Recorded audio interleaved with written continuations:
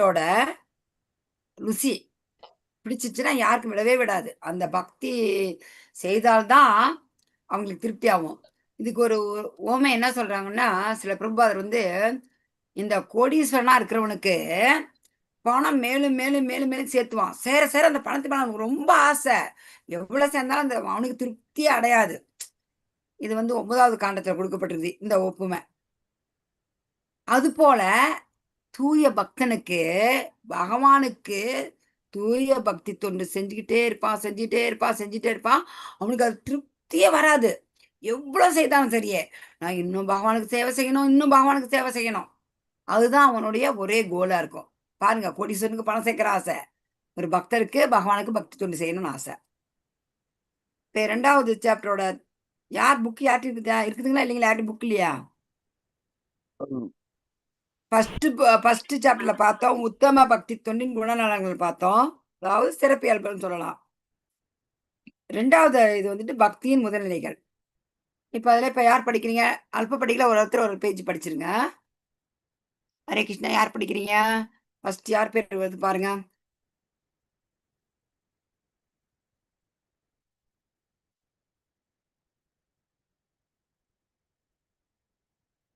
சர்வ பிரபு first cine Mataji. SABCD. மோகன சுந்தரம் பிரபு first படிங்க, அப்புறம் சினி மாதாஜி, அப்புறம் கிருஷ்ணமூர்த்தி பிரபு, அப்புறம் சண்முக சுந்தர பிரபு, லைனா, அப்புறம் ஸ்வர்ணா மாதாஜி. ஓகேங்களா? ஆளுக்கு ஒரு ஹாஃப் பேஜ் படிங்க. அப்பதான் ஏன்னா விளக்கறதுக்குள்ள டைம் எடுத்து ஆளுக்கு ஒரு ஹாஃப் பேஜ் படிங்க. ஹரே கிருஷ்ண மாதாஜி. இப்போது சாதனா பக்தி என்னும் பழக்கத்தில் பக்தி தொண்டினை மேலும் இரு பகுதிகளாக பிரிக்கலாம். முதல் பகுதி ஒழுங்குமுறை விதிகளுக்குட்பட்ட தொண்டு என்று அழைக்கப்படுகின்றது. ஆன்மீக குருவின் கட்டளைப்படி அல்லது சாஸ்திரங்களில் கூறப்பட்டிருக்கும் முறைக்கேற்ப இப்பல்வேறு விதிமுறைகளை ஒருவன் பின்பற்ற வேண்டும். அவற்றை மறுதளித்தல் என்னும் பேச்சுக்கே இடமில்லை. இதுவே வைதி அல்லது ஒழுங்குமுறைக்கு உட்பட்டது என்று அழைக்கப்படுகிறது. ராகானுகா என்பது ஒழுங்குமுறை விதிகளை பின்பற்றினால் ஒருவன் மேலும் சிறிதளவு கிருஷ்ணன் மீது பற்றுடையவனாகி இயற்கையான அன்பினால் பக்தி தொண்டில் ஈடுபடும் ஒரு குறிப்பிட்ட நிலையை சுட்டுகிறது. உதாரணமாக, பக்தி தொண்டில் ஈடுபட்டிருக்கும் ஒருவன் அதிகாலையில் எழுந்து ஆரத்தி அளிக்க கட்டளையிடப்படுகின்றான். இது ஒரு வகையான மூர்த்தி வழிபாடாகும். ஆரம்பத்தில் ஒருவன் அவனது ஆன்மீக குருவின் கட்டளைப்படி அதிகாலையில் எழுந்து ஆரத்தி செய்கின்றான். ஆனால் நாளடைவில் அவனது உண்மை பற்றில் அவன் வளர்ச்சி பெறுகின்றான்.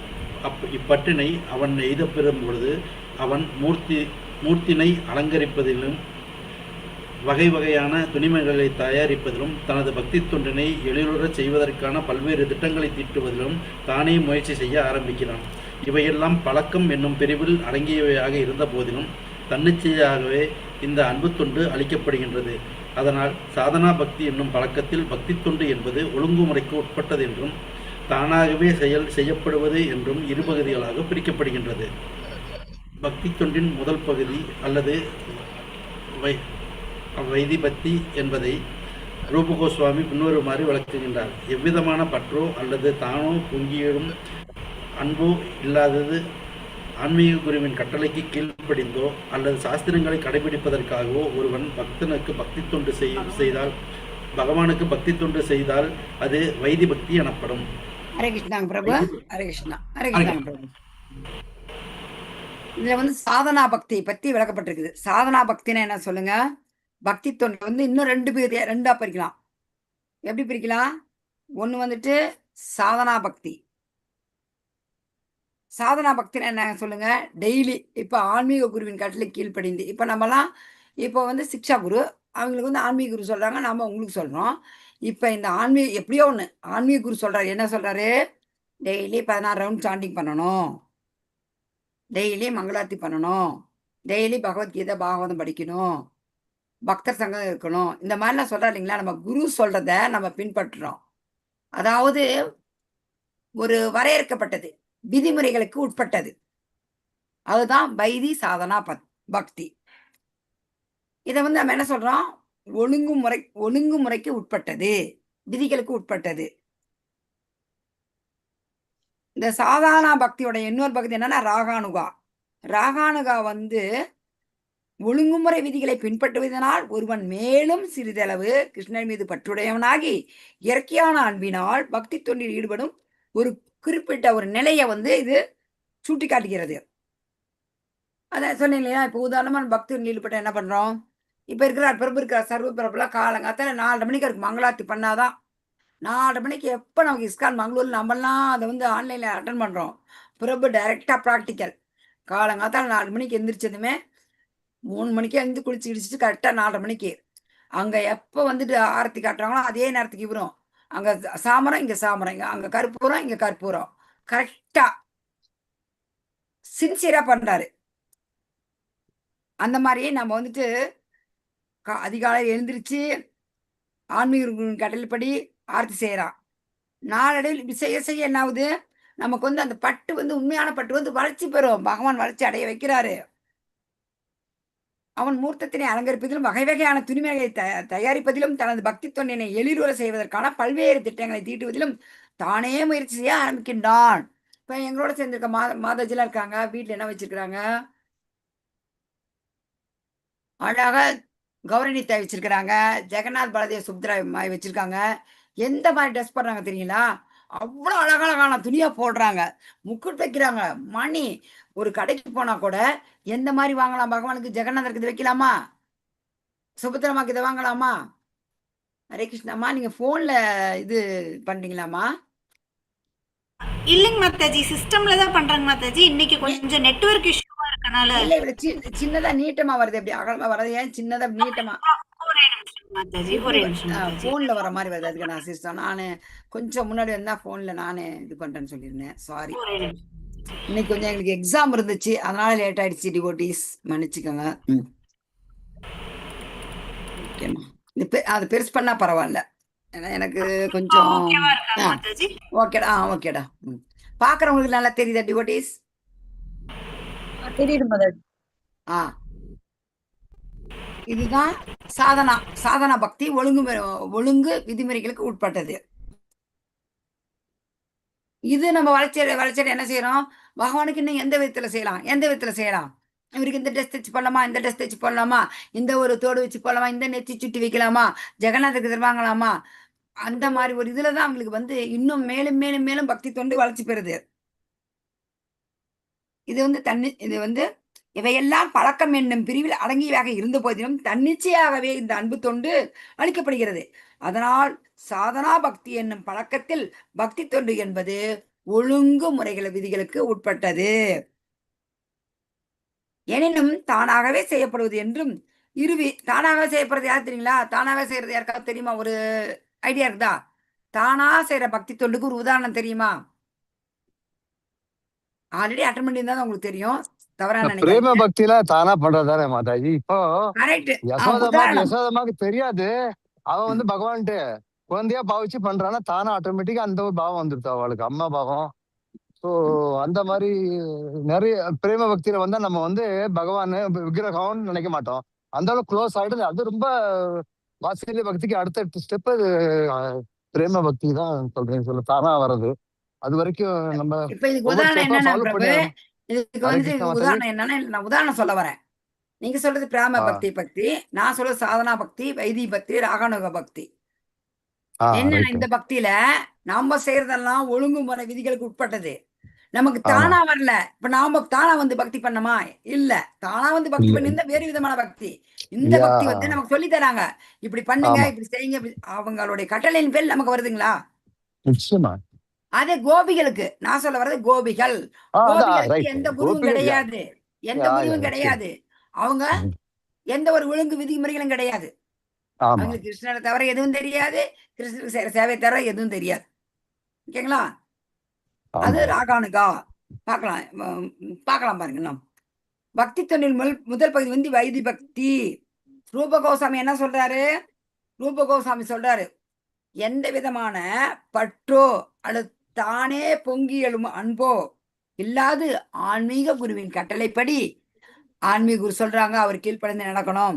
இல்ல அது தெரியலையா, சாஸ்திரம் படிக்கிறோம், சாஸ்திரத்துல இந்த மாதிரி பண்ணணும்னு வரும், அந்த சாஸ்திரத்தை படிச்சோ நம்ம செய்யறோம் பாருங்க, அதுதான் வைதி பக்தி. இதுல புக்கு சின்ன குறிச்சுக்குங்க, வைதி பக்தி என்றால் என்னன்னு வரும் கேள்வி. இப்ப நீங்க படிச்ச இந்த பேராவில் ஒரு முக்கியமான கேள்வி என்னன்னா வைதி பக்தி. ஏன்னா இது வந்து பக்தி சாஸ்திரிக்கு இந்த கொஸ்டின்லாம் வரும், இதுல கொஸ்டின் ஆன்சர் எல்லாம் கேட்பாங்க. புக் இருந்தா குறிச்சு வச்சுக்கோங்க.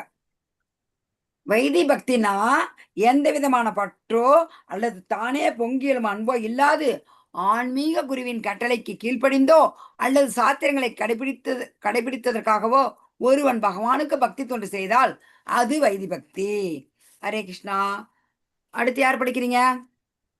நான் படிக்கட்டுமா மாதாஜி? இல்லம்மா, லைனா பேர் சொன்னேன். ஹரே கிருஷ்ணா.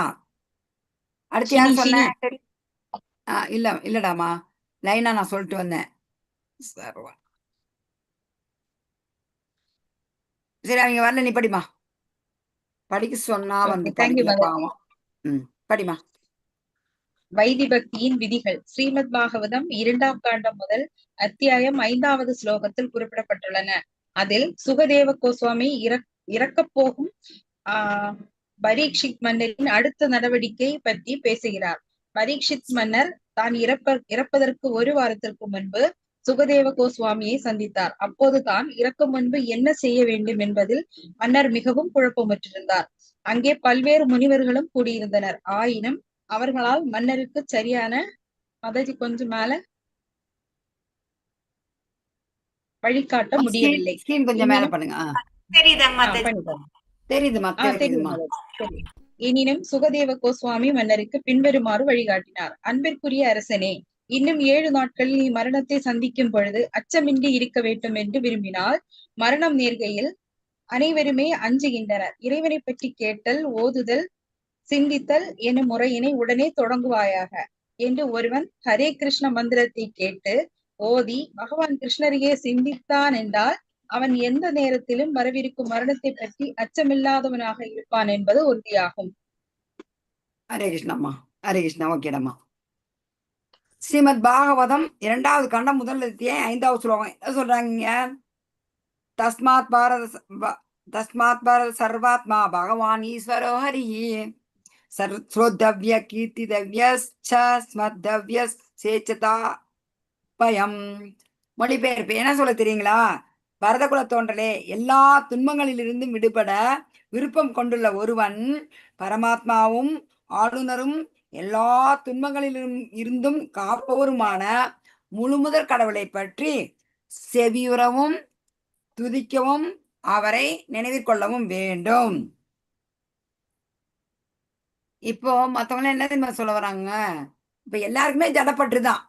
ஜடப்பட்டு இருக்கவங்களாம் என்ன பண்றோம்? நம்ம ஜடப்பட்டிருக்கவங்க இதுக்கு முன்னாடி நமக்கு இப்பவும் இருக்கு, ஏன்னா பொழப்புக்கு அது வேணும். ஆனா ஃபுல் அண்ட் ஃபுல்லா ஜடப்பட்டுனா எப்படி? தூங்குறது, சாப்பிட்றது, வேலைக்கு போறது, வர்றது, ஏதோ பக்தி பண்றது. அந்த மாதிரிதான் நம்ம ஜடப்பட்டோட நாம நம்மளுடைய காரியத்தை பண்ணிட்டு இருந்தோம். ஆனா அது அப்படி கிடையாது. இதுல என்ன சொல்ல வராங்க? எனக்கு எல்லா துன்பத்திலையும் விடுதலை வேணும், எனக்கு எந்த துன்பமும் இருக்கக்கூடாது. அதனால நம்ம என்ன பண்ணணும்னா பரமபுருஷ பகவானை பத்தி செவியுறணும், கேட்கணும். நானும் தூங்குறேன், அதாவது நமக்கும் விலங்குக்கும் இல்லை ஒரே ஒரு வித்தியாசம் என்ன சொல்லுங்க? அதுவும் சாப்பிடுது, நாமளும் சாப்பிட்றோம். அதுவும் தூங்குது, நாமளும் தூங்குறோம். அதுவும் பாதுகாத்துக்குது தன்னை, நாமளும் பாதுகாத்துக்கிறோம். அப்புறம் அதுவும் உடலுறவு வச்சு பிள்ளை குட்டிகள்லாம் பெற்றுக்குது, நாமளும் பிள்ளை குட்டியை பெற்றுக்கிறோம். நமக்கும் அப்புறம் அந்த விலங்கு வாழ்க்கைக்கும் என்ன வித்தியாசம்? சிந்தித்து கேள்வி கேட்கிற ஒரு சிந்தித்து கேள்வி கேட்கணும். அது அறிவு. கரெக்ட். 6வது அறிவு. கரெக்ட் பிரபு. அந்த அறிவு வச்சு என்ன வரணும்? நம்மளால அறிவுதான் நம்ம முடியும், முக்கிய நோக்கம். முடியாது மாதாஜி. பகவான் முக்கிய நோக்கம் நம்ம முக்கிய நோக்கம் என்ன புரிஞ்சுக்கணும்? ஞானவான் மாம் பிரபத்தியதே சா மகாத்மா சூதுர்லபா. நாம பற்பல பிறவிக்கு பின்னாடி பகவான் தான் வாசுதேவரே எல்லாம் நமக்கு தெரிய வரும். பட் அந்த விலங்குகளுக்கு தெரிய வருமா? நமக்கும் விலங்குகளுக்கும் இருக்க வித்தியாசம் என்னன்னா, நமக்கு இவர்தான் மூலம், இவர்தான் முழுமுதற் கடவுள் அப்படின்னு நம்ம தெரிஞ்சுக்கிறோம். தெரிஞ்ச பின்னாடி என்ன பண்ணணும்? அவரை பத்தி கேட்கணும், அவரை பத்தி பாடணும். இந்த செவி இருக்குது அவரை பத்தி கேட்க, இந்த நாவு இருக்குது அவரை பத்தி பாட. இதான் சொல்ல வராங்க. பரிச்சித் மகாராஜா என்ன பண்ணாரு சொல்லுங்க? 7 நாள் தான் இருக்குது. நீ 7 நாள்ல இறக்க போறான்னு சொன்னது என்ன பண்ணாரு? பாகவதம் கேட்டுட்டே அவரு சிரவணம் உடனே பண்ணியே அவர் மோட்சம் அடைஞ்சிட்டாரு. ஆ உடனே என்ன பண்ணாரு? நாம எப்ப போவோம்னே தெரியாதே. நம்ம எப்ப போவோம், எப்ப நம்ம டிக்கெட் கிழிக்கிறாங்கன்னே தெரியாது. அவர் என்ன பண்ணாரு பாருங்க. உடனே தன்னை உணரணும். நம்ம என்ன பண்ணணும், ஏது பண்ணணும், உடனே போனாரு. எல்லா முனிவரையும் கேட்டாரு. எல்லா துறவிகளையும் கேட்டாரு. எல்லா மகா முனிகள், மகா ரிஷிகள் எல்லாரையும் கேட்டுட்டு, உடனே நான் இந்த நேரத்துல என்ன செய்யணும்? என்ன செய்தாரு? உடனே சுகதேவ கோஸ்வாமி என்ன பண்ணிட்டாரு? சிரவணம் பாகவதம் கேட்டாரு. ஆ பாகவதம் கேட்டார். ஹரே கிருஷ்ணா. பாகவதம் கேட்டாரு. கடைசி 7 நாள் சாப்பிடாம கொள்ளாம தூங்காம பண்ணினாரு. 7 நாள் சாப்பிடல, தூங்கல, தூங்கல. ஒண்ணும் பண்ணல. பகவானோட ஹரிநாமமே கேட்டாரு. கேட்டுட்டு இருந்தாரு, பாடினாரு. கடைசியில எங்க போனாரு? 8.5 நான் பார்த்துருக்கோம். பாகவதம் L1லயே படிக்கிறீங்க, L2ல படிக்கிறீங்க. பாகவதம் என்ன 8.5 அந்த காலே சாமாய் ஏவம் ஸ்மரன் முத்வா கலேவரம். இறக்கும் தருவாயில் யார் ஒருவன் என்னை எண்ணிக்கொண்டு உயிரை விடுகின்றானோ அவன் என்னுடைய இயற்கை அடைவான். பகவான் சொல்றாரா? ஹரே கிருஷ்ணா. பகவான் சொல்றாங்களா? ஒரு நிமிஷம் டிவோட்டீஸ். ஹரே கிருஷ்ணா.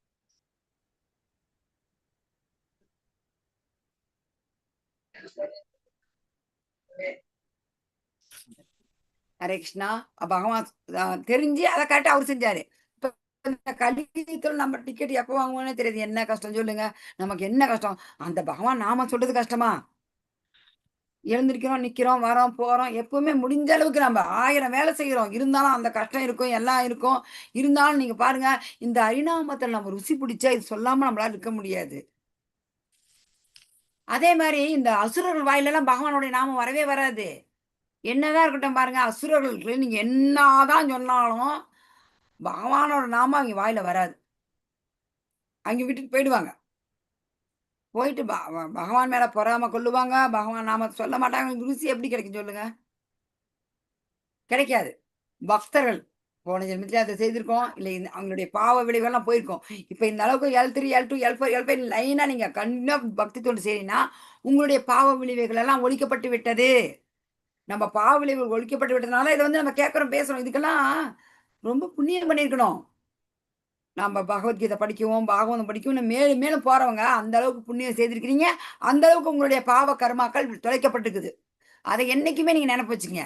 நினைப்பிச்சு தயவு செய்து எந்த ஒரு சோதனை வந்தாலும், எந்த ஒரு கஷ்டம் வந்தாலும் இந்த வகுப்பை நீங்க முடிக்கவே முடிக்காதீங்க. படிக்கணும், படிக்கணும், படிக்கணும். பகவானை பத்தி கேட்கணும். 1 மணி நேரம் செலவு பண்ண நமக்கு கஷ்டமா? டெய்லி 1 மணி நேரம். நம்ம பகவான்கிட்ட போனோம். இந்த ஜன்ம மிருத்தி ஜரா வியாதி வேண்டாம். தூய பக்தி தொண்டு செய்யணும். ஓகேங்களா? ஹரே கிருஷ்ணா. அந்த ஸ்லோகத்துல அதுதான் சொல்லப்பட்டிருக்குது. 2வது காண்டம் ஸ்ரீமத் பாகவதத்துல முதல் சாப்டர்ல 5வது ஸ்லோகத்துல கொடுக்கப்பட்டிருக்குது.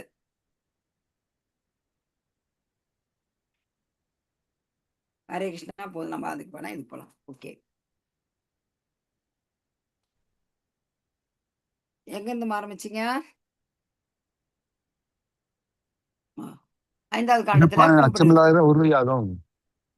என்னம்மா? என்னங்க பிரபு? அச்சமில்லாதவனாக இருப்பான் என்பது உறுதியாகும். அது வரைக்கும் ஆமா. பகவான் நம்ம நமக்கு அச்சமே கிடையாது. பகவான் வரைக்கும் நமக்கு பயமே இல்லைங்க பிரபு. பகவானுடைய தாமரை திருவடிகளை சரணடைஞ்சா போதும், எல்லாம் அவர் பார்த்துக்குவாரு. நம்ம பூனைக்குட்டி மாதிரி இருந்துக்கணும், அவ்வளவுதான். வைதி பக்தி ஸ்ரீமத் பாகவதம் 2ஆம் காண்டம் முதல் அத்தியாயத்துல 5வது ஸ்லோகத்தை சொல்லிட்டாரு. என்ன சுகதேவ கோஸ்வாமி பரிச்சித்த மன்னன் அடுத்த நடவடிக்கை பற்றி பேசுறாரு. என்னன்னு பேசுறாரு? பரிச்சித்த மன்னர் தான் இறப்பதற்கு முன்பு 1 வாரத்திற்கு முன்பு சுகதேவ கோஸ்வாமியை சந்தித்தார். அப்போது தான் இறக்கும் முன்பு என்ன செய்ய வேண்டும் என்பதில் மன்னர் மிகவும் குழப்பமிட்டிருந்தார். அங்கே பல்வேறு முனிவர்களும் கூடியிருந்தனர். ஆயினும் அவர்களால் மன்னருக்கு சரியான வழியை காட்ட முடியவில்லை என்று சுகதேவ கோஸ்வாமி மன்னருக்கு பின்வருமாறு காட்டியளினார். என்னன்னு?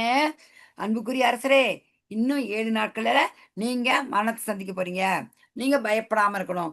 நாம பேசும்போது நல்லா இருக்கும். திடீர்னு நீங்க யோசனை பண்ணி பாருங்களேன். ஒரு நாள் நான் ஹாஸ்பிட்டலுக்கு போயிருந்தேன். என்னுடைய சிஸ்டருடைய பொண்ணுக்கு உடம்பு சரியில்லைன்னு கூட்டி போயினேன். போகும்போது ஒரு அப்பா பையன் இருந்தாங்க. அந்த பையன் நல்லா அழகா இருந்தான், வாலிப பையன். அவன் ரொம்ப அழறான். அப்படியே குலுங்கி குலுங்கி அழுகுறான். எனக்கு துடிக்குது. ஐயோ பாவம், என்னத்த ரிசல்ட் கையில வச்சுட்டு அழுகுறாங்க. ரிசல்ட் மக்கள் எல்லாத்துலயுமே எனக்கு பிளஸ் வேணும், பிளஸ் வேணும், பிளஸ் வேணும் சொல்றாங்களே இல்லையா? ரிசல்ட் தாசான பிரபு கரெக்டா சொல்லுவாரு. பிரபு, நாம ஒரு பிளட் டெஸ்ட் கொடுக்குறோம். ஒரு எந்த ஒரு டெஸ்ட் கொடுக்க போனாலும் என்ன பாசிட்டிவா நெகட்டிவான்னு அறிய அவ்வளவா இருப்போமா இல்லையா? ஆமா பாசிட்டிவ் வந்ததா மாதாஜி. நல்ல பாசிட்டிவ் வந்தா நல்லதா? நெகட்டிவ் ஆ? நெகட்டிவ் வந்தா நல்லது மாதாஜி. எப்படி பிரபு? இப்போ ஒருத்தர் பிகாஸ் இப்ப பிளட் டெஸ்ட் எடுக்கிறாங்க. ஆ, அந்த சோமனி டெஸ்ட் உனக்கு இந்த டிசீஸ் இருக்கா, அந்த புரோட்டீன் இருக்கா இல்லையா எல்லாம் டெஸ்ட் பண்றாங்க. அது ம். நெகட்டிவ்னு சொன்னா அது வரலனாக்க நம்ம வி ஆர் சேஃப்னு அர்த்தம். மாதாஜி பாசிட்டிவ்னா இப்போ கொரோனா டெஸ்ட் பொறுத்தவரை தான் மாதாஜி பாசிட்டிவ் வரக்கூடாது. Very good. இதான் நான் அதாவது ஒரு சில டெஸ்ட்ல பாசிட்டிவ் வரக்கூடாது. ஒரு சில டெஸ்ட்ல மேக்ஸிமம் பாசிட்டிவ். இப்போ ஒருத்தர் மாசமா இருக்காங்கன்னு பார்ப்பாங்க. அப்ப பாசிட்டிவ் தான் எதிர்பார்ப்பாங்க. ஒரு சில இதுல பாசிட்டிவ் வரக்கூடாது. அது pregnancy test right. Pregnancy positive இருப்பாங்க. மேக்ஸிமம் இந்த மாதிரி நீங்க சொல்றது கரெக்ட் தான் பிரபு. தாசான் பிரபு சொல்றது நீங்களும் கரெக்ட். அவர் சொன்னது 100% கரெக்ட். அதாவது இந்த கொரோனா டெஸ்ட் நான் அப்போ வந்து எய்ட்ஸ் டெஸ்ட் அது. எனக்கா பயமாயிடுச்சு. அப்புறம் ஒரு நர்ஸ் பொண்ணு இருந்துச்சு. கேட்டேன், "ஏம்மா அந்த பையன் அழுவுறான்னு?" "அந்த பையனுக்கு டெஸ்ட் பண்ணிக்கிறாங்க பிளட்ல இந்த மாரி இருக்குது." அது வந்தா பொழைக்கவே முடியாதுன்னு அப்ப அந்த எத்தனை வருஷத்துக்கு முன்னாடி தெரியுங்களா? ஒரு 20 வருஷத்துக்கு முன்னாடி பிரபு. அப்படி என்னால மறக்க முடியாதுங்க பிரபு. ஐய்யயோ! பாசிட்டிவ், பாசிட்டிவ், பாசிட்டிவ் மக்கள பாசிட்டிவா திங்க் பண்ண சொல்றாங்க. இதுல பாசிட்டிவ் வந்தா அவ்வளவுதான். ஆனா அந்த நம்ம இறந்துருவோம் அப்படின்னு தெரியும்போது மக்களுக்கு எவ்வளவு ஒரு பயம் இருக்குது பாருங்க பிரபு. நான் இந்த கிருஷ்ண பக்தி வந்த பின்னாடி எல்லாம் சொல்லுவாங்க, இறந்தா அழக்கூடாது. நான் நினைப்பேன், என்னடா இது இவங்க இறந்தா கவலைப்படக்கூடாதுன்றாங்க, இப்படியெல்லாம் சொல்றாங்களா, அழுவக்கூடாதுன்றாங்க, தான் உடல்ல ஆத்மான்னு சொல்றாங்கன்னு நான் நினைச்சிட்டு இருந்தேன். என்னுடைய ஒரு மூத்த பக்தருடைய சித்தப்பா இறந்துட்டாரு. நான் அவர் முகத்தையே பார்த்துட்டு இருந்தேன். அவரு அழுவ போனாரு. அப்புறம் எனக்கே வந்தது என்னன்னா, எங்க அம்மா இருந்த போதெல்லாம் நான் அழுவல பிரபு. கொஞ்சம் அழுதுட்டு ஒரு அவ்வளவுதான். 88 வயசு கழிச்சு போயிட்டாங்க. என்ன அழுவுற சொல்லுங்க? பாசம் இருக்குது, துக்கம் இருக்குது. பட் அந்த நேரத்துல நான் அம்மாவுக்கு பகவான் நாமத்த சொல்லி அனுப்புனேன். என் உயிர் போக பக்கத்துல நான் இருந்தேன். எங்க அப்பாவுக்கு சொல்லாத வருத்தம். நான் உட்காந்து நான் யாதவா, மாதவா, நாராயணா, ஹரே கிருஷ்ணான்னு துளசி மாலைய போட்டு சொல்லி, அவங்களுக்கு திலக்கு வச்சு, கங்கா தண்ணி ஊத்தி, ஒரு இந்த இந்த இதுக்கு வந்தது இந்த இஸ்கானுக்கு நம்ம ஏத்துக்கிட்டது, இந்த கிருஷ்ண உணர்வை ஏத்துக்கிட்டது எவ்வளவு நல்லது பாருங்க பிரபு. ஹரே நம்மளுடைய கிருஷ்ணா. தாய் தகப்பன், நம்ம வீட்ல வயசானவங்க, இல்ல யாராவது இந்த மாரி அவங்கள உயிர் பிரிய நேரத்துக்கு நமக்கு ஒரு வழிகாட்டுறோம் பாருங்க.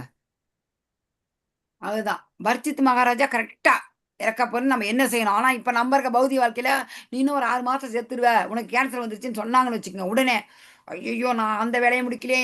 அப்பயும் அவன் 6 மாசத்துல கேன்சர்ல நம்ம சாவ போறோம். என்ன செய்யலாம்ன்னு இதுவரைக்கும் யாராச்சும் பக்திக்கு வந்துட்டாங்களா பார்த்துருக்கீங்களா? நமக்கு என்ன நமக்கு ஃப்ரெண்ட்ஸுங்க, இல்ல நம்ம சொந்தக்காரங்க, யாருக்காச்சும் ஏதாவது கேன்சர் வந்து நம்ம நல்லதே பேச ஒரு கேன்சர் வந்துருச்சு. இறக்க போறாங்கன்னு தெரிஞ்சு, ஃபுல் அண்ட் ஃபுல் பகவானுடைய சர்வீஸ்க்கு ஏதாவது வந்திருக்காங்களா சொல்லுங்க? யாரும் பரிசித் மகாராஜா மாரி கிடையாது. நாம என்ன பண்ணலாம்? நமக்கு எப்ப சாவு வரும்னு தெரியாது.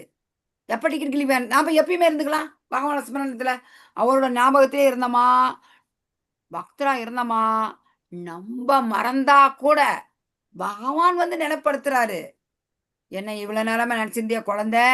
என்னை எப்பயுமே நீ நினைச்சிருந்தியடா அப்பா. இப்ப உன்னால நினைக்க முடியலையா? உனக்கு நான் நினைப்படுத்துறேன்." பரமாத்மாவா இருக்கிறாரு. நினைப்படுத்தி பகவான் நம்மள கூட்டிட்டு போவாரு. குலசேகர ஆழ்வாரே சொல்லியிருக்காரு மாதாஜி, நான் ஆ. சாகுறப்ப எனக்கு நான் வாதம், உடம்பு கஃபம், நல்லா பித்தம் இருக்கும்போதே என்ட்ட வந்துரும். வாங்க. ஒருவேளை சொல்லுவேனோ சொல்ல மாட்டேனோ, நான் இப்பயே சொல்லி வச்சிடுறேன். ஆமா. அப்போதைக்கு இப்போதைன்னு சொல்லிட்டு எ பகவான் ஓகே சொல்லிட்டார். நீ இப்பயே சொல்லி வச்சிரு. ஆமா. இப்பயே காசு போட்டு ம். வச்சுக்கோ. உண்டு இல்ல. அப்புறம் எடுத்துக்கலாம். பேங்க்ல போனா காசு இருந்தா தானே கொடுக்க போறேன். அந்த எ மாரி அ. இப்பயே போட்டு என்ன வச்சிரணும். சொல்றாரு, குலசேகர ஆழ்வார், "நான் இப்ப இளமையா இருக்கும்போது என்ன எடுத்துக்கோ. எனக்கு வயசாயிட்டா நான் உன்ன நினைக்க முடியாது போயிட்டா நான் என்ன பண்ணுவேன்? கபவாத பித்தத்தால தான் சாவோம். என்னால முடியாதுப்பா. என் உயிர் போகும்போது உன்ன நினைக்காத போயிடுவேன். அதனால நான் இப்போ உன் நினைவுல நான் இருக்கிறேன். இப்பயே என்ன எடுத்துக்கோ." அப்படின்னு குலசேகர ஆழ்வார் வேண்டுறாரு. இன்னொரு ஆழ்வார் என்ன சொல்றாரு, "அப்போதைக்கு இப்போதே சொல்லி வைத்தேன்றாரு." நான் அப்ப எனக்கு பகவானே உன் ஞாபகம் வருமோ இல்லையோ தெரியாது. அப்போதைக்கு இப்போதே சொல்லி வைத்தேன் அரங்கத்து அரவணை பள்ளியானேன்னு இன்னொரு ஆழ்வார் பாடுறாரு. ஒருத்தரும் எப்படி பாடுறாரு பாருங்க. பகவான் எனக்கு பகவான் நாமம் சொல்லணும், நாமம் சொல்லணும்னு வேண்டிக்கிறாரு. ஐயய்யோ! இன்டர்நெட் கனெக்ஷன் இஸ் அன்ஸ்டேபிள்னு வருதே கிருஷ்ணா. ஆ. அப்ப நம்ப பாருங்க இதெல்லாம் நம்ப கேட்கிறோம். ஏதோ கேட்டுட்டு இப்படி இந்த காதுல வாங்கி இந்த காதுல விடக்கூடாது. நம்ம ஒண்ணுமே சிந்தனை பண்ணி பார்க்கணும். சிந்தனை பண்ணி பார்த்து நமக்கு கிடைச்ச இந்த கிடைத்திருக்கரிய இந்த அரிய வாய்ப்ப நம்ம மிஸ் பண்ணக்கூடாது. ஓகேங்களா? சொல்றாரு, "நீ மரணத்துக்கு" அதாவது இந்த அச்சமின்றி யாருக்காச்சும் அசை இல்லாத இருக்குங்களா? கண்டிப்பா இந்த மாரி ஒரு டெஸ்ட் பண்ணி சொன்னாவே பயம்தான். சாவுன்னு நம்ம பேசிட்டு இருக்கிறோம். பட் நமக்கு சாவு வந்துரும் அப்படின்னு தெரியும்போது அந்த உணர்வோம். ஒண்ணும் இல்லைங்க. எனக்கு ஒரு சின்ன ஒரு கட்டி வந்துச்சு. அது வந்து கேன்சர் கட்டியா? என்னது என்னமோ அந்த டெஸ்ட் சொல்லுவாங்க.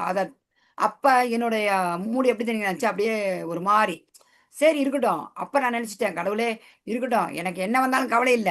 கேன்சரே வந்தாலும் கவலை இல்ல. எது வந்தாலும் கவலை இல்ல. ஆனா, உன் நாமத்த சொல்றத நான் விடமாட்டேன். அப்பயும் கிருஷ்ண பக்தியில வந்துட்டு இருக்கிறேன். அப்பதான் ஆரம்பம்.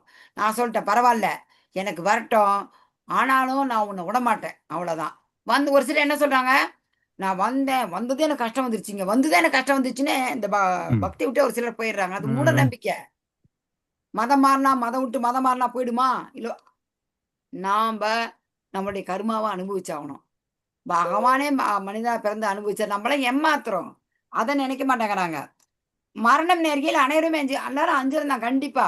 ஆனா, இந்த கிருஷ்ணா கான்ஷியஸ் எடுத்து நான் உடலிலே ஆத்மான்னு உணர்ந்தோமா, நாம அஞ்சறதில்ல. கண்டிப்பா பக்தரானா நம்ம அஞ்சறதே இல்லைங்க. நான்லாம் பகவான எப்பனா வா, நீ எனக்கு இப்ப வந்தா கூட சரி ஓகே. அதனால கோடி ரூபாய் நஷ்டம் ஆனாலும் எனக்கு கவலை இல்ல. போகட்டும். பகவானுடைய விருப்பம். நம்மள எப்படி வேணாலும் அவர் பயன்படுத்திக்கிட்டோம். இருக்கிற வரைக்கும் நீங்க ஒருத்தருமே இங்க வந்து என்ன தவிர 8 பேர், 7 பேர் இருக்கிறீங்க. 7 பேருமே என்ன தெரியுங்களா நினைக்கிறோம்? பிரபுபாதர் நெனச்சாரு என்னான்னு? இங்கிருந்து கப்பல்ல போறாரு. அங்க ப்ரீச் பண்ண. அப்ப என்ன நெனச்சாரு? யாராச்சும் சொல்றீங்களா? யாருக்காவது தெரியுமா?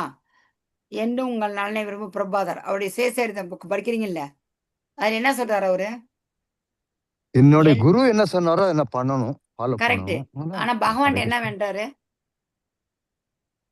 என்ன நீங்க எப்படி வேணாலும் உபயோகப்படுத்திக்கங்க. நீங்க என்ன எப்படி வேணாலும் உபயோகப்படுத்திக்கங்க. என்னுடைய எண்ணம் குரு குடுத்த கட்டளை நான் நிறைவேற்றணும். எல்லாருக்கும் போய் சேரணும். அதனால என்ன? பகவானே என்ன நீங்க எப்படி வேணாலும் யூஸ் பண்ணிக்கங்க. என்ன சொல்றாப்படி? அர்ஜுன சவ்யசாசின். அதாவது ஒரு கருவியா தான் பகவான். பகவத்கீதையில அர்ஜுனனே ஒரு கருவியா தான். அதே தான் சொல்றாரு. பிரபுபாதர் என்ன ஒரு கருவியா யூஸ் பண்ணிக்கோங்க அப்படின்னு. இப்ப நம்ம கூட அப்படிதான் நினைக்கிறோம். என்னன்னு?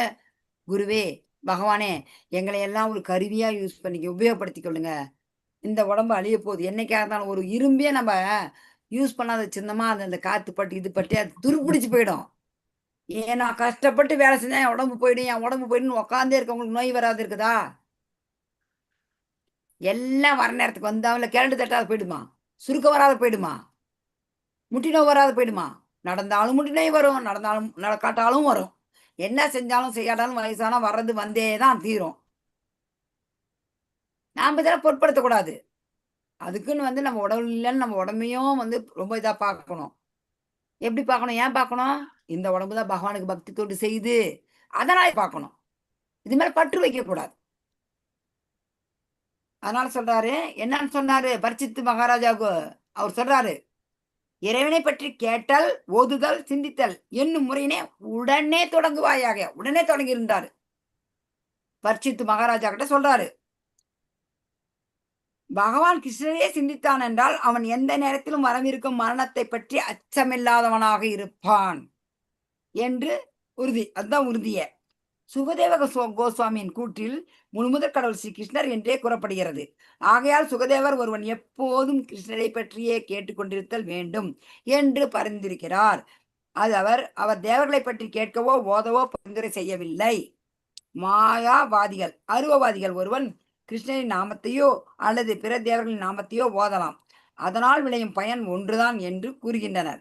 ஆனால் இது உண்மை அன்று.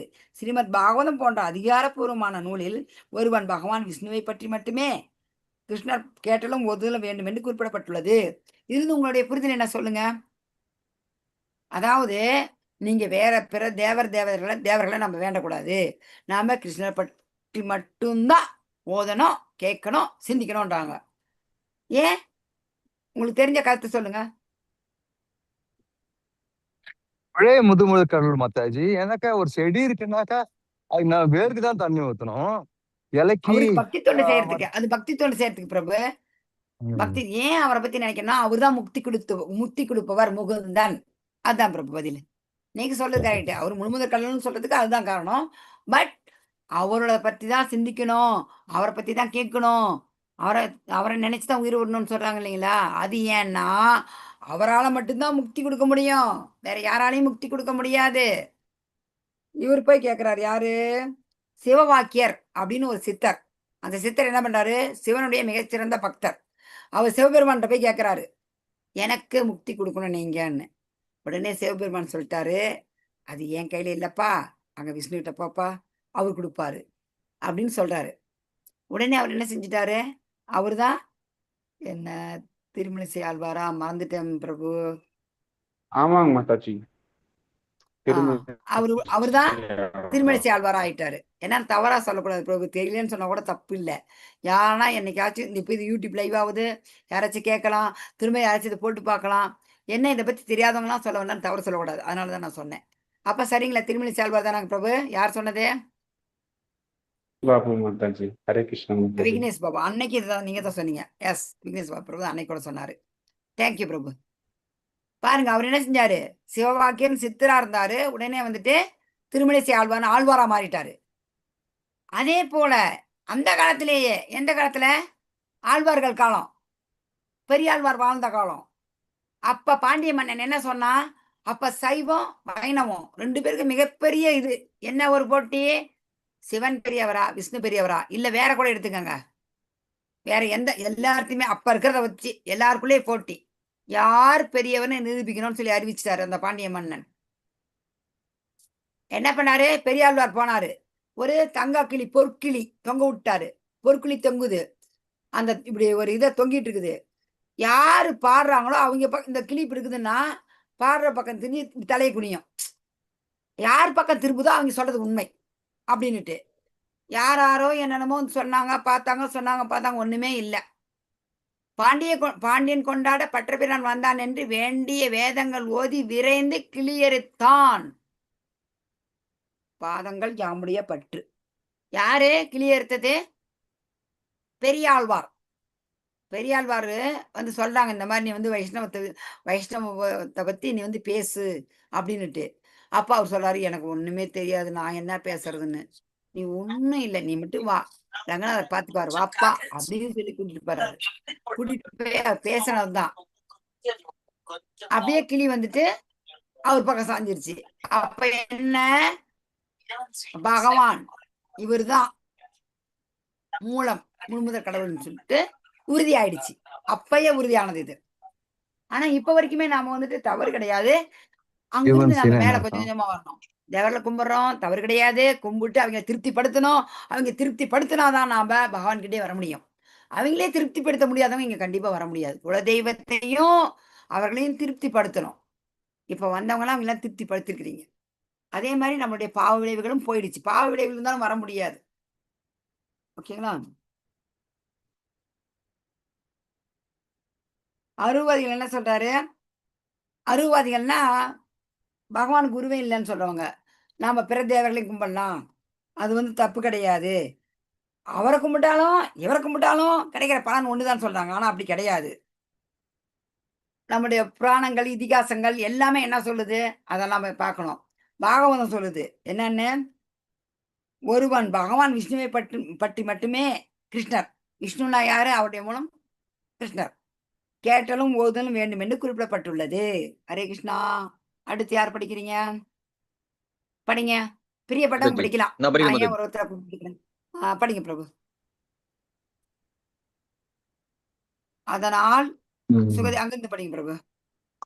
அதனால் சுகதேவ கோஸ்வாமி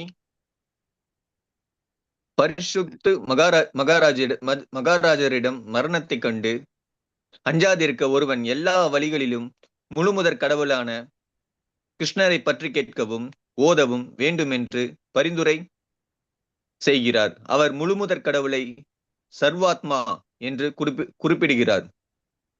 சர்வாத்மா என்றால் அனைவரின் பரமாத்மா என்று பொருளாகும். மேலும் கிருஷ்ணர் ஈஸ்வரன் என்றும் குறிப்பிடப்படுகிறார். ஈஸ்வரன் என்றால் அனைவரின் இதயங்களிலும் வீற்றிருக்கும் பரம ஆளுநர் என்று பொருளாகும். ஆகையால் ஏதோ ஒரு வழியில் நாம் கிருஷ்ணரிடம் பற்றுடையவர்களாக இருந்தோம் என்றால் அவர் நம்மை சகல ஆபத்துகளிலிருந்தும் விடுவித்து அருள்வார். பகவத்கீதையில் பகவானின் பக்தனாக இருக்கும் ஒருவன் ஒருபோதும் வெற்றி கொள்ளப்படுவதில்லை என்று கூறப்பட்டிருக்கிறது. எனினும் மற்றவர்கள் வெற்றி கொள்ளப்படுகின்றனர். வெற்றி கொள்ளப்படுதல் என்றால் இந்த மனித உடல் பெற்ற பிறகு பிறப்பு இறப்பு சிக்கல்களிலிருந்து ஒருவன் வெளிவருவதில்லை. அதனால் அவன் தனது அரிய பொன்னான வாய்ப்பினை இழக்கின்றான் என்று பொருளாகும். ஜட இயற்கை விதிகளால் தான் எங்கே தூக்கி எறியப்பட்டிருக்கின்றோம் என்பதை அம்மனிதன் அறிவதில்லை. ஹரே ஹரே கிருஷ்ணா. கிருஷ்ணா பிரபு. தேங்க்யூ பிரபு. என்ன சொல்றாரு பகவான் வந்து அவரை பத்தி தான் நம்ம கேட்கணும், நினைக்கணும், சிந்திக்கணும். இதுதான் சொல்றாங்க. அவரை பத்தி படிக்கணும், அவரை பத்தி நினைக்கணும். இதுதான் முக்கியமா. இதுல என்ன சொல்றாங்கன்னா பகவான் வந்து சர்வாத்மா அப்படின்னு சொல்றாங்க இங்க. சர்வாத்மானா பரமாத்மா. ஒவ்வொருவருடைய உடலிலுமே பகவான் ஒவ்வொருடைய இதயத்திலையுமே வந்து பரமாத்மாவா இருக்கிறாரு. ஒரு சாட்சி பறவையா இருக்கிறாரு. நாம வந்து ஒரு மரத்துல ஒரு படம் போட்டிருப்பாங்க பகவத்கீதையில. ஒரு மரம், ஒரு மரத்துல 2 கிளி இருக்குது. ஒரு கிளி சாப்பிடும், ஒரு கிளி அதையே பார்த்துட்டு இருக்கும். சாப்பிடுற கிளி என்னன்னு அர்த்தம்னா, நான் ஃபர்ஸ்ட் பார்ப்பேன் எனக்கு ஒண்ணுமே புரியாது. என்ன இது சாப்பிடுது, பாக்குது, சாப்பிடுது. கேட்க கேட்க தான் நல்லா புரியும். நாம நம்ம காரியத்தை செஞ்சுட்டு இருக்கிறோம். சாப்பிடுறதுன்னா சாப்பிடுறது என்னன்னு நம்மளுடைய செயல்கள் நாம செய்யறோம். ஆனா பகவாத்மா அந்த பரமாத்மா என்ன பண்றாருன்னா, அந்த சைலண்டா ஒரு கிளி இருக்கு பாருங்க. ஒரு சாட்சி. எல்லாத்துக்குமே சாட்சியா இருக்கிறாரு அவரு. நீ இப்படித்தான் நடக்கணும்னு சொல்லியிருக்கிறாரு. பகவத்கீதைப்படி அது என்னோட உபதேசம் இருக்குது. அதன்படி நடங்கிறாரு. இல்லையா? உனக்கு சுதந்திரம். உன் இஷ்டம். நீ நடந்துக்கப்பா. உன் இஷ்டப்படி நட. திரும்ப பெற, திரும்ப ஏற, பெற, ஏற, பெற, ஏற போ. அப்படின்னு விட்டுறாரு பகவான். ஜன்மா மிருத்தி ஜரா வியாதி இதை சிக்கி நீ தவிச்சிட்டு போ. ஆனா என்கிட்ட எப்ப வருவியோ அப்படின்னு அவர் பகவான் பார்த்துக்கிட்டு தான் இருக்காரு. எதிர்பார்த்து காத்துட்டு இருக்கிறாரு. ஈஸ்வரன் அனைவரின் பரமாத்மாவை சர்வாத்மான்னா பரமாத்மான்ற அர்த்தம். கிருஷ்ணன் வந்து ஈஸ்வரன். என்ன ஈஸ்வரா சச்சிதானந்த விக்கிரகா அனாதிராதிர் கோவிந்தா சர்வ காரண காரணம் அப்படின்ட்டு பிரம்ம சமிதியில பிரம்மாவே சொல்றாரு. ஈஸ்வரன்னா பரம ஆளுநர். ஆளுநர் நிறைய பேர் இருக்கலாம். ஆனா பரம ஆளுநர்னா ஒருவர் தான் இருப்பார். அவர்தான் பரம ஆளுநர். பரமன் பரமபத தலைவர். அவர்தான் பகவான் ஸ்ரீகிருஷ்ணர். பரமபதம் போயிட்டீங்களா அவர் பரமபதம் அடைந்தார் அப்படின்னு சொல்லுவாங்க. பரமபதம் பகவான் பரமன் பரம ஆளுநர்.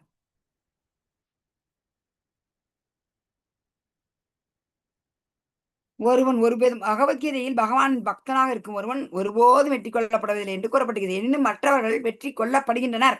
வெற்றி கொள்ளப்படுதல் என்றால் இந்த மனித உடல் பெற்ற பிறகு பிறப்பு இறப்பு சிக்கலில் இருந்து ஒருவன் வெளிவருவதில்லை. அதனால் அவன் தனது அரிய பொன்னான வாய்ப்பினை இழைக்கிறான் என்று பொருளாகும். என்ன நம்ம பகவான் இப்படி சொல்றாங்கன்னா நாம வந்துட்டு இந்த பௌதிக உலகத்துல நம்ம போயிடணும். அதுதான் வெற்றி கொள்ளப்படுதல்.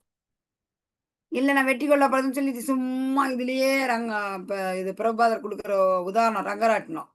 நீ கீழே இருக்கிற இந்த லோகத்துல திரும்ப நீ கர்மா செய்யற, மேல போற, திரும்ப கீழே வர, திரும்ப மேல போற, கீழே வர, இதே மாதிரி சுழற்சியிலே இருந்துட்டு இருப்ப. தேவையா இன்னொரு வாழ்க்கை? பகவான் அத ஒரு நம்மளுடைய லைஃப்ல இப்ப நம்ம பாத்துக்கலாம்.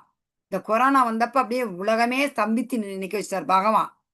எல்லாருமே பக்தி இல்லாதவங்களும் பக்தி வந்துட்டாங்க. உயிர் போயிடுமோன்னு எங்கேயாச்சும் இருக்குதா?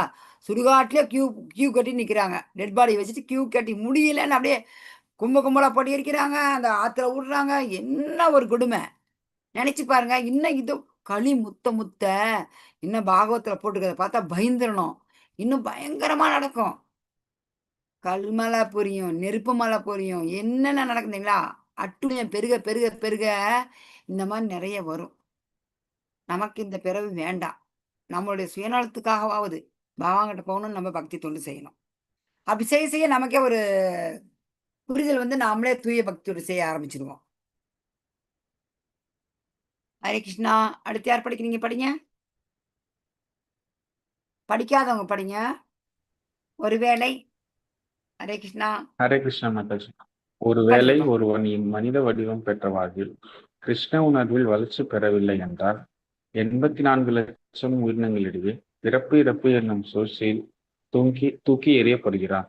அவனது ஆன்மீக அடையாளமும் தொலைந்து போய்விடும். ஒருவன் தான் செடியாக கொடிய விலங்காக அல்லது பறவையாக இதில் எதுவாக பிறக்கப் போகின்றோம் என்பதை அறிவதில்லை. ஏனென்றால் பிறப்பெடுப்பதற்கு ஏராளமான உயிரினங்கள் இருக்கின்றன. நமது உண்மையான கிருஷ்ண உணர்வினை மீட்டு எழச் செய்ய வேண்டும் என்னும் ரூப கோஸ்வாமியின் பரிந்துரையானது ஏதோ ஒரு வழியில் நாம் நமது மனங்களை கிருஷ்ணரிடம் உறுதியாக நிலை பெறச் செய்து அதன் காரணமாக மரணத்தைக் கண்டு அஞ்சாதிருக்கலாம் என்பதற்கானதாகும். மரணத்திற்கு பிறகு நமது போக்கிடம் என்ன என்பதை நாம் அறிய மாட்டோம். ஏனென்றால் நாம் முற்றிலும் ஜட இயற்கை விதிகளின் கட்டுப்பாட்டின் கீழ் இருக்கின்றோம். முழுமுதற் கடவுளான கிருஷ்ணர் மட்டுமே ஜட இயற்கை விதிகளை கட்டுப்படுத்துபவராக இருக்கிறார். ஆகையால் நாம் கிருஷ்ணரை மனப்பூர்வமாக சரணடைந்தால் பல்வேறு உயிரினங்களுக்கிடையே பிறக்க வைக்கும் பிறப்பு சுழற்சியில் மீண்டும் தூக்கி எறியப்படுவோம் என்னும் அச்சம் இருப்பதில்லை. ஒரு நேர்மையான பக்தன் நிச்சயம் கிருஷ்ணரின் உறைவிடத்திற்கு செல்கிறான் என்று பகவத்கீதையில் உறுதி செய்யப்பட்டிருக்கின்றது. ஹரே கிருஷ்ணா பிரபு, ஹரே கிருஷ்ணா. ஹரே கிருஷ்ண மாதாஜி. இந்த நாம இந்த 84 லட்சம் வகையான உயிரினங்கள் இருக்குது. அதாவது ஒரு சின்ன பூச்சியிலிருந்து இப்போ ஒரு பறவை, உருவன, பரப்பன, நீர்வாழ்வன, நிலவாழ்வன, விலங்கு, வைல்டு அனிமலு, என்னென்ன அனிமலு எல்லாம் சேர்ந்துட்டு இதில் வந்து மனிதர் எத்தனை தெரியுங்களா? 4 லட்சம் வகை. மனிதர்களிலேயே 84 லட்சம் வகையில் 4 லட்சம் வகை மனிதர்கள் இருக்கிறாங்க. நாம் ஏதாவது ஒரு நம்மளுடைய கர்மாவுக்கு தகுந்தபடி நம்ம செய்கிற செயலுக்கு தகுந்த மாதிரி அதில் முக்கியமாக நாம் இறக்கும் தருவாயில் எந்த மனநிலையில் இருக்கின்றோமோ அந்த மனநிலைக்கு தகுந்தாற்போல் நமக்கு அடுத்த ஒரு உடல் கிடைக்கிறது. அது கூட எப்படி? கர்மனா தெய்வ நேத்திரேனா, கர்மாவின் நமது செயல்களுக்கு ஏற்ப பகவானின், அது கூட பகவானின் மேற்பார்வையில் தான். அது கூட அவர் இல்லாத ஒன்றுமே கிடையாது. ஒரு உடல் கிடைக்குது. நமக்கு தேவையா? எந்த உடல் கிடைச்சாலுமே நாம் இந்த ஜென்ம மிருத்தி ஜரா வியாதியில் இருக்கணும். இது பரவாயில்ல. எது பரவாயில்ல? மனுஷனாக பிறந்தாலும் வயசான காலத்தில் யாருமே பார்க்கறதில்ல. பிள்ளைங்களாகட்டும் யாராகட்டும் இப்பெல்லாம் வந்துட்டு கூட்டு குடும்பமாக இருந்தாலும் அப்படி தனித்தனி குடும்பம் ஆயிட்டாங்க. அதுவும் இல்லாத பெற்றவர்கள் பிள்ளைகளுக்கு பாரமாக இருக்கிறாங்க. இது வந்து மனித பிறவியில் தெருவில் பாருங்க, ஒரு வயசான நாயை பாருங்க, அதை பார்க்கும்போது எனக்கு உடனே நினப்பு வந்துடும். அந்த ஒரு வயசான நாய் ஒரு சோறு போட்டோமா, கொஞ்சம் எங்கே நல்லா ஸ்ட்ரென்த்தாக இருக்கிற நாயெல்லாம் சண்டை போட்டு ஒன்னோட ஒன்று எது ஜெயிக்குதோ அது சாப்பிட்ரும். இந்த வயசாயிட்டு பாவம் முடியெல்லாம் கொட்டி அந்த சொறி சிறங்கெல்லாம் வந்து அப்படியே அதுக்கு சாப்பாடில் அப்போ நம்ம நினச்சி பார்க்கணும். ஒரு நினைவு, இந்த நாய் எவ்வளோ சின்னப்பட்டு எவ்வளோ சீப்படுது பார்த்தீங்களா? எவ்வளோ கஷ்டம். அது எவ்வளோ நோய் வாய்ப்பட்டுக்கும் போது கூட ரொம்ப ஏதோ வீட்டில் வச்சு எல்லாம் செல்ல மாத்துறாங்க, அது வேற கதை. பட் இந்த மாதிரிலாம் நம்ம என்னவா பிறக்க மாட்டோம். நமக்கு என்ன கண்டிஷன்? நம்ம அடுத்த ஜென்மத்தில் நம்ம மனசு தான் பிறப்போம்னு அதுக்கு நம்ம ரெடி பண்ணிக்கணும். நான் கண்டிப்பாக மனச பிறவியும் வேண்டாம், அடுத்த ஜென்மம் வேண்டாம். பகவானே நான் உங்கள்கிட்ட வரேன், நான் உன்னுடைய அங்கம். நான் அங்கே இருந்தேன், இங்கே வந்துட்டேன். ஏதோ ஒரு என்னுடைய இதில் இங்கே வந்துட்டேன். நான் திரும்ப நான் என்னுடைய வீட்டுக்கே வரேன், சொந்த வீட்டுக்கே வரேன். நான் உன்னையே எப்பயுமே ஸ்மரண் பண்ணுறேன், உனக்கு பக்தி தொண்டு செய்கிறேன். நான் என்னுடைய நவவித பக்தி இருக்குது, நம்மளால் முடிஞ்சது ஈஸியாக ஒன்லையே ஹரே கிருஷ்ணா கிருஷ்ண கிருஷ்ணா ஹரே ஹரே ராம் ராம் ராம் ஹரே ஹரே. இதை நான் நினைச்சேன், சொன்னேன், கேட்குறேன். 3 விதமான பக்தி தொண்டு இதுலேயே அடங்கிடுது. அப்புறம் கையெடுத்து கும்பிடும்போது எல்லாமே அதுலேயே வந்துடும். நம்ம இதுதான் என்ன கஷ்டம் சொல்லுங்க? ஒரு கஷ்டமும் இல்லை, அருமையாக செய்யலாம். இதுக்கு ஒன்றும் செலவு பண்ண வேண்டிய அவசியமே இல்லை. உக்காந்துட்டு நாம சொல்றதுக்கு ஒரு செலவும் கிடையாது. உக்காந்து ஒரு கதையை பேசுகிறோம், டிவியை பேசுவோம், சினிமா பேசுவோம். இதுக்கு முன்னே இப்போ இல்லை, இதுக்கு முன்னாடி எல்லாமே பக்தராக ஆன பின்னாடி எல்லாமே குறைஞ்சிடும். எங்கள் வீட்டில் டிவியே ஓடுறது கிடையாது. அதுக்கு முன்னாடி டிவி ஓடிக்கிட்டே இருக்கும். ஒரு பிக்சர் பார்க்க, சினிமா கினிமா எல்லாம் பார்த்துட்டு இருப்போம். இப்போ ஒரு சீரியல் யார் பாருங்க, சீரியல் தான் எல்லாம் பார்க்குறாங்க. நான் எவ்வளோ எங்கே போனாலும் இன்னைக்கு வரலட்சுமி நோன்பு, அக்கம் பக்கத்தில் எல்லாம் லட்சுமி வச்சு கும்பிட்றாங்க. எல்லாரும் கூப்பிட்டாங்க. ஒரு 3 வீட்டுக்கு தான் போனேன், எந்த வீட்டுக்கு போகல. ஏன் சொல்லுங்க? நமக்கு ஒரு புரிதல். நீங்கள் லக்ஷ்மி பூஜை பண்ணி லக்ஷ்மி அம்மாவை உட்கார வச்சிங்கன்னா அவங்க எவ்வளோ நாள் இருப்பாங்க? டெம்பரரியாக தான் இருப்பாங்க. அதே பெருமாள் பாருங்க, அழகாக இருக்கிறார் விக்னேஷ் பாபு. இதில் பெருமாள் பாருங்க, அவருடைய நெஞ்சில் அம்மா இருக்கிறாங்க. ஸ்கிரீன்ல எல்லாருக்கும் தெரியுதா? ஒரே அழகா நிமிஷம், நெட்வொர்க் போயிருச்சு. ஒரே நிமிஷம் பிரபு, ஒரே நிமிஷம். பெருமாள் இருக்கிறாரு. அந்த அந்த லக்ஷ்மி தாயார் எங்க இருக்கிறாங்க? அவருடைய நெஞ்சில் இருக்கிறாரு. அவர் நெஞ்சில் இருக்கிறாங்க லட்சுமி அம்மா. நம்ம பெருமாளை கூப்பிடுங்க, கிருஷ்ணா கிருஷ்ணா கிருஷ்ணான்னு கூப்பிடுங்க, லட்சுமி தானா வந்துருவாங்க. ராதாராணி தான் லட்சுமியோட அவதாரம். நீங்க லட்சுமி கும்பிடுங்க, யாரும் வேணாம்னு சொல்ல மாட்டாங்க, கும்பிடணும் தப்பு கிடையாது. ராதே ராதே. கணவன் இருக்கிற இடத்துல தான் மனைவி இருப்பாங்க, பன்னெண்டா இருப்பாங்க. அதே மாதிரி அந்த செல்வத்தை, அந்த லக்ஷ்மிய நாம பகவானோட கைங்கரியத்துக்கு யூஸ் பண்ணும்போது அந்த அம்மாவோட பிறவி பயனே முடியுது, பிறவி பயன் அடைகிறாங்க. அந்த அம்மா யாரு? பகவானுக்கு அழகா அவங்களுடைய தளிர் போன்ற மென்மையான தளிர் போன்ற விரலால பகவானோட பாதம் இன்னும் மென்மையானது, அது செவந்திருக்குது. அந்த செவந்த கலர் எங்கிருந்து வருது அப்படின்னு தெரியாத அளவுக்கு ரெண்டும் அவங்களுக்கு பாத சேவை செய்யறாங்க. அப்படி இருக்கவங்க நம்ம பிடிச்சி வச்சாகமா நம்மகிட்ட இருக்க விரும்புவாங்களா? சொல்லுங்க. பகவானை கும்பிடுங்க, கோவிந்தா வாப்பா வந்து உட்காருப்பான உட்காந்துருவாங்க லட்சுமி அம்மாவும். அது மக்களுக்கு இந்த சீக்கிரம் தெரியறது இல்லை. ஓகேங்களா? நாம ஏதாவது ஒரு ஈஸ்வரனாவா அவர் எல்லாருடைய இதயத்திலுமே இருக்கிறாரு.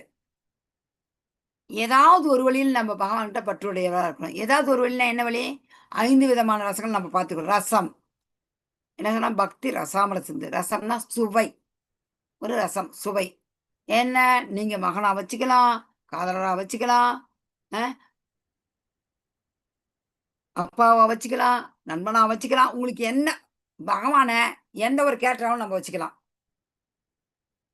நான் உனக்கு பக்தன்பா, உனக்கு தொண்டு செய்யறேன்பா, வச்சுக்கோங்க, என்னை எப்படின்னா வச்சுக்கன்னு தான் பகவான் சொல்றாரு. அப்படி இல்லாத போய் ஒரு நீ என்ன எதுக்கு லாக்கியில மாடு மேய்க்க இப்ப படிக்க மாட்டாங்கிற அந்த பையனை மாடு மேய்க்க அனுப்பும்பாங்க. மாடு மேய்க்கிறது அவர் கேவலமான தொழில் கிடையாது.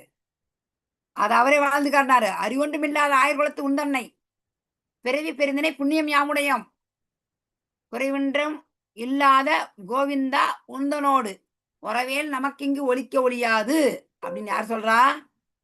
யார் சொல்றாங்க? திருப்பாவையில ஆண்டாளம்மா சொல்றாங்க. அறிவே இல்லாத அந்த ஆயுர்குலத்துல வந்து பிறந்த உன் உறவை எங்களால் ஒழிக்க முடியாதுப்பா. ஆனா நீ எப்படி? குறையே இல்லாத கோவிந்தா, உங்கள்கிட்ட என் உறவை ஒழிக்க முடியாது. எற்றைக்கும் ஏழேல் பிறைக்கும் முற்றைமையாகவும் ஓகே நம் ஆட்சேபம் மற்றை நம் காமங்கள் மாற்றுங்கிறாங்க. என்னுடைய மற்ற கடமை எல்லாமே விட்டுரு, உனக்கே தான் நாங்கள் சேவை செய்யணும், உமக்கே ஆட்சேபம் சொல்றா. அப்படி யாரு? ஆண்டாள் தாயார். அதான் நாமளும் வேண்டணும். ஏதாவது ஒரு நம்ம பகவான்கிட்ட பற்றுடையவரா இருக்கணும். அவ்வளவுதான். அடுத்து ஹரே கிருஷ்ணா. அடுத்து யார் படிக்கிறீங்க?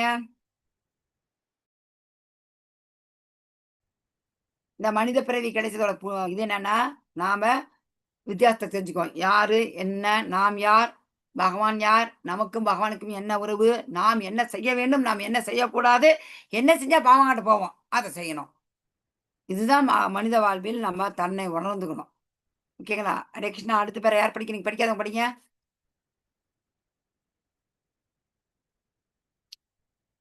ஹரே கிருஷ்ணா மாதாஜி.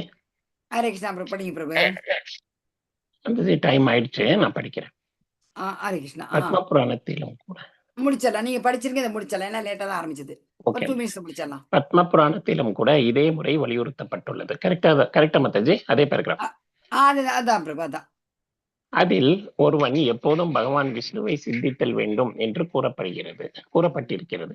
இதுவே தியானம், அதாவது கிருஷ்ணரை எப்போதும் சிந்தித்தல் என்று அழைக்கப்படுகிறது. விஷ்ணுவிடம் மனதினை நிலை பெறச் செய்து ஒருவன் தியானம் செய்ய வேண்டும் என்று கூறப்படுகிறது. பத்ம புராணம் தியானத்தின் மூலம் ஒருவன் எப்போதும் தனது மனதினை விஷ்ணுவின் வடிவத்தில் நிலைநிறுத்தி அவரை ஒரு கணம் கூட மறவாதிருக்க வேண்டும் என்று பரிந்துரை செய்கிறது. இவ்வாறான உணர்வு நிலையே சமாதி எனப்படும். ஹரே கிருஷ்ண. இன்னொரு பேராகிராஃப் இருக்கு. ஓகே, ஹரே கிருஷ்ண. தேங்க்யூ. படிச்சிருங்க. சின்ன பேரா தான் படிச்சிருங்க. விஷ்ணு அல்லது கிருஷ்ணரை நாம் தொடர்ந்து சிந்திக்குமாறு நமது வாழ்வினை நாம் செப்பனிட்டுக் கொள்ள எப்போதும் முயலுதல் வேண்டும். இதுவே கிருஷ்ண உணர்வாகும். ஒருவன் தனது மனதில் நாற்கரமுடைய விஷ்ணு வடிவத்தை சிந்தித்தாலும் அல்லது இருக்கரமுடைய கிருஷ்ணர் வடிவத்தை சிந்தித்தாலும் இரண்டும் ஒன்றே ஆகும். அவ்வளவுதான். பத்ம புராணம் எதை பத்தி குறிப்பிடுதுன்னு யாருக்காச்சும் தெரியுங்களா? பத்ம புராணம் யார் பேசுறது, எதை பத்தி குறிப்பிடுகிறது? யாருக்கு தெரியும்? சிவன் பார்வதி உரையாடல். பத்ம புராணங்கிறது சிவன் பார்வதியோட உரையாடல். அதுல பார்வதி அம்மா சிவன் பெருமான்ட்ட கேட்குறாங்க. என்னன்னு கேட்குறாங்க? ஆமா, மக்கள்லாம் உலகத்துல உங்கள கும்பிட்டுட்டு இருக்கிறாங்க. உங்கள பத்தி நினைக்கிறாங்க. ஓம் நமச்சிவாய, ஓம் நமச்சிவாய உங்கள நினைக்கிறாங்க.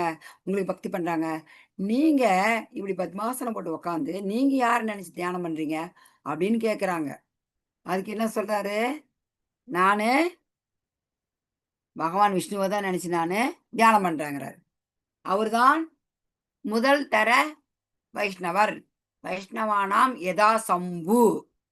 முதன்மையான வைஷ்ணவர் யாருன்னா சிவபெருமான் தான். ஓகேங்களா? தியானத்துக்கு அருமையா ஒரு கதை இருக்குது. இந்த இதுல வரும் உங்களுக்கு. பின்னாடி சாப்டர்ல. அத தியானம் பண்ணீங்கன்னா கூட பக்தி பாருங்க, ஒரு ஏழை பிராமணர் அத சொல்லிட்டேன் இப்பயே.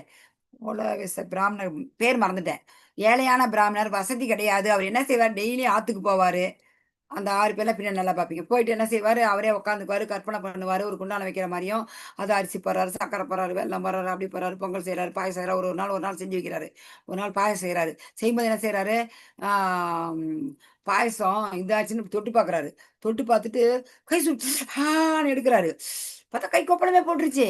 கையில சுட்டுது தெரியுங்களா? தியானம். அந்த அளவுக்கு தியானம் பண்றாரு. அவர் செய்யறது கற்பனை தான். ஆனா தியானத்த கூட பகவான் எவ்வளவு எடுத்துக்கிறாரு பாருங்க. தியானத்தின் மூலமா. அதுக்கு அருமையான கதை பின்னாடி அது வருது பார்க்கலாம். இதுல என்ன தியானம்னா, பகவான் கிருஷ்ணரை எப்போதும் சிந்தித்தல். இதுதான் தியானம்னு சொல்லி அழைக்கிறாங்க. எப்பயுமே நம்ப பகவானோட ஒரு இந்த ஷியாம சுந்தர ரூபம். 2 கையில புல்லாங்குழல் ஏந்தி நிக்கிற அந்த அழகான ஒரு உருவம். அத நினைச்சு நாம எப்பயுமே தியானம் பண்ணா, தியானம் பண்றது ரொம்ப நல்லது. பத்ம புராணத்துல என்னன்னா, இதுல ஒரு கேள்வி வருது, குறிச்சுக்கங்க. சமாதி என்றால் என்னன்னு இதுல கேள்வி வரும் உங்களுக்கு. ஒருவன் எப்போதும் தனது மனதினை விஷ்ணுவின் வடிவத்தில் நிலைநிறுத்தி அவரை ஒரு கணம் கூட மறவாது இருக்க வேண்டும் என்று பரிந்துரை செய்யப்படுகிறது. இவ்வாறான உணர்வு நிலையே சமாதி. இத படிக்கும்போது நான் நினைப்பேன், சமாதி சமாதிங்கிறாங்க. நமக்கு வேற மாதிரி சமாதி கேட்டிருப்போம். ஆனா இங்க ஆன்மீகத்துல நீங்க சமாதின்னு சொன்னா, எப்பயுமே நம்ம மனச பகவான் மேலயே வச்சு ஒரு செகண்ட் கூட மறக்காது இருக்கணும். ஒரு கணம். அதுதான் சமாதி. அந்த உணர்வு நிலை தான் சமாதி. நாம எப்பயுமே பகவான எப்பயுமே தொடர்ந்து நினைக்கிற மாரி எப்படின்னா நீங்க நினைச்சுக்கலாம். நான் உட்கார்ந்து எப்பயுமே பகவான் நினைக்கிறதா? அப்புறம் நம்ம எப்படி சமைக்கிறது, சாப்பிடுறது, எப்படி வேலைக்கு போறது, வர்றது? வேலைக்கு போம்போதும், வரும்போதும் இப்போ டிரைவ் பண்ணிட்டு போவீங்க. பகவான் நாமத்த நினைச்சுட்டே போலாம். அங்க வேலை செய்யும்போது கூட பகவான் நாமத்த நினைச்சுட்டே, மனசு ஒரே நேரத்துல இப்ப நீங்க உட்கார்ந்து கிளாஸ் கேட்கிறீங்க. இப்ப நான் உங்களுக்கு சொல்லிட்டு இருக்கும்போது என்ன போகுது? மணி 10 ஆகுது. அவங்க வீட்டுக்கு கூப்பிட்டுருந்தாங்க, பக்கத்துல போகணும். எவ்வளவு லேட்டானா அந்த நினைப்பு வருதுங்களா? நாம எந்த நினைப்பு தான் உள்ள ஒரு நினைப்பு வருது.